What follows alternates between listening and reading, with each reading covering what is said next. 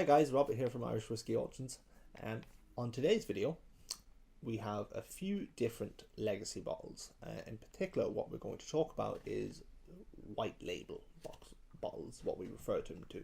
And white label simply is bottles that would have been bottled by publicans and bottlers back in the mid 1900s. This practice was done up until about 1959, 1960. John Jameson would have essentially sent out barrels to pubs around the country, and they would have bottled them in-house in their cellars. The reason they'd done this was just how they transported whiskey back in the day. It was done by barrel.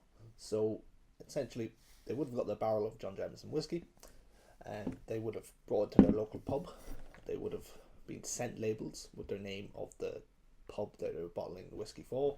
They would have used bottles that they had on hand, and they would have bottled the whiskey into the bottles, applied the labels themselves, applied the corks, applied the capsules, and then sold it to the public as their version of John Jameson. It was the same John Jameson effectively in every single bottle, in every single bottler or private bonded warehouse or wherever it was being sold from. But all the manufacturing or the bottling was done individually, independently, through various different locations throughout Ireland and even further abroad. The problem with this, well, there was a couple. Quality control couldn't be handled or couldn't be authenticated by Jameson. So all these barrels of whiskey were essentially being sent out into the wild and bottles being produced like in this fashion.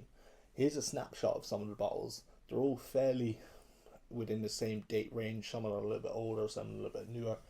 They have mostly the same labels, the same style label as you can see with the bottles in front of me, but they all look a little different to each other, so they're not quite uniform. So you didn't exactly know what you were going to get when you walked into a pub or a bar and ordered whiskey from one of these bottles, or even bought a bottle from the bars and pubs that were sold them over the counter. So this causes a couple of problems. Some places that would have bought these barrels would have diluted them down to get more alcohol out of the bottles and stretch the barrel a little further, so they could have been mixed with God knows what. So then again, the Jameson that you bought in one pub might taste a little differently to a pub a couple of towns over or in a city somewhere else. So there was no consistency here, and that was just a lot of publicans just trying to stretch a barrel and just try and get their money's worth. Now, this wasn't widespread, but there was examples of this being done, and this is why John Jameson essentially decided over time, we're going to take the bottling away from the pubs and the publicans, and we're going to do all our in-house ourselves, and we're going to just sell them cases of whiskey ready filled. We know it's John Jameson 100%, hasn't been diluted, the brand hasn't been damaged, and the same whiskey will taste the same in every location no matter where the customer is drinking it from. So that's the reason why it was done. But here we have all bottles that would have been bottled outside of the control of John Jameson, and you can see there's a few different capsules that were used, there's a few different labels that were used, there are a few little bottles that were used. This now causes a bit of a dilemma for us today when we're often authenticating these or trying to prove they're genuine and real, because every bottle that we have coming into the auction, whether it's a bottle that was produced yesterday or a bottle that was produced 100 years ago, we have to authenticate it to the best of our knowledge and experience to say it is genuine, and that we've done everything we can with due diligence to say it is what you're bidding on and what you're buying at the end of the day. But these bottles can be very difficult to do that, and there's no real clear-cut answer about how you authenticate these bottles. For example, your average bottle, what you're going to do is you're going to look at a few different components of it. First and foremost, you're going to look at the label. You can date a bottle by the label to a certain degree. Again, these labels didn't change much over a long period of time, but there is slight nuanced little differences from decade to decade. You also see the capsules here. They have been around since the mid 1800s and were used right up until the 1960s, 1970s. Some of these are lead based capsules, so when you are actually drinking one of these things, make sure you don't actually drop any of this into the liquid or let it get into too much contact with it, because some of them are actually lead. So just be cautious of that. You'll see some of these capsules here, for example, This is John Jameson and Son Limited. So John Jameson and Son Limited were only incorporated in 1902. So anything with John Jameson Son Limited, you know it's at least 1902 onwards. Now we happen to know this is a lot later than that, but that's a sort of handy trick of the trade, I suppose, if you can look at bottles and you can sort of date them using different bits and pieces to your knowledge. Another interesting fact about these bottles is that they're all recycled. So this bottle here in question, the glass bottle itself, actually comes from Liverpool.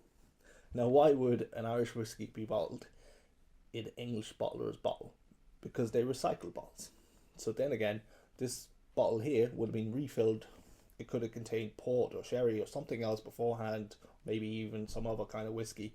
They've emptied it, sanitized it, and refilled it, and slapped the John Jameson label on it. So we can't even really use the bottles as an indication of whether it's genuine or not. So that causes problems. At the end of the day, the only way you're going to know when you're buying something if it's genuine or not is if the auction house or seller has done their homework and asked the right questions. And unfortunately, there is fakes out there. All these bottles here have been authenticated by us to the absolute best of our ability. There's no one in Ireland or in the world that can give you a 100% authenticated bottle. We do the absolute best. We asked glass specialists, we asked label guys, we asked archivists, we speak to Irish distillers about a lot of these bottles as well. We pick their brains. No one can give you a 100% truthful answer if a bottle is genuine or not. You just have to deal with people that are going to ask the awkward questions for you. And that's what we do here at Irish Whiskey Auctions. We spend a lot of time with these kind of bottles. Here's an interesting one. This just shows you how things can look a bit weird but can be very genuine. So this is a John Jameson from Dublin whiskey. It was bottled in Waterford. It's got the official John Jameson capsule, probably 1960s, probably mid 60s, could be 50. We're not even sure because of the bottle. You'll see, and I don't know if you can actually see this, but you see the embossing on the back of that glass label. It says Pierre Smirnoff. So this was originally a vodka bottle.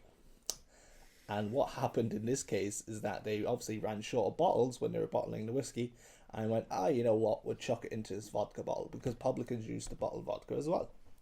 So they had this bottle lying around. This is a genuine John Jameson whiskey. It is 100% been authenticated. We know exactly where it came from. We know the provenance. It is 100% genuine. However, it's in a small vodka bottle, which doesn't make any sense. And that's a red flag for anyone that doesn't really know what they're looking for. And without us asking questions and doing all this homework for you, you don't really know what you're buying. So do be careful out there when you do see stuff online. Ask questions. If you're not sure about stuff, don't be afraid to ask us or anyone else for, the history of the bottle, where it came from, what can you tell me, can I get extra photos? You're looking at the base of the bottle, try and date it. You're looking at labels, you're looking at the capsule, you're looking at just, does it all tie together? Is it all age appropriate to what you think it should be? A lot of these bottles start from 400, 500, 600 euros. A lot of the rarer ones can be a couple €1,000. So if you get this wrong and you end up buying fake, it's going to cost you a lot of money. Rest assured, we do authenticate every single bottle we have in auction. Unfortunately, I can't say the same for other places that sell these bottles. So do ask questions and do be vigilant out there. And look, if you have any questions or you have something that you own yourself and you're not sure about, send us a couple of pictures and we'll find out what we can for you. But at the end of the day, just be careful out there, because there is a lot of fakes, there's a lot of money out there, and you really just have to ask and know what you're buying at the end of the day. But that's it. But any questions, feel free to approach us and follow us on the socials and YouTube, and any more ideas for videos, hit us up. Okay.